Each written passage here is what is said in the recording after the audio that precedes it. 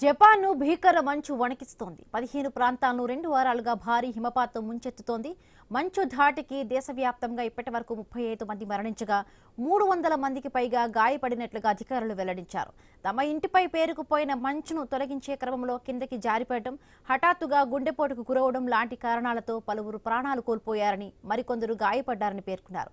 సుమారు 2 మీటర్ల మేర మంచు పేరుకుపోవడంతో దేశవ్యాప్తంగా రైళ్లు, రవాణా వ్యవస్థతో పాటు ఇతర ప్రజా సేవలకు తీవ్ర అంతరాయం ఏర్పడిందన్నారు. 1700కు పైగా ఇళ్లకు విద్యుత్ సరఫరా నిలిచిపోయినట్లుగా తెలిపారు. ఇంత అధికంగా మంచు కురవడం గత 40 ఏళ్లలో ఇదే మొదటిసారని, రానున్న రోజుల్లో హిమపాతం మరింత తీవ్రమయ్యే అవకాశం ఉందని తెలిపారు.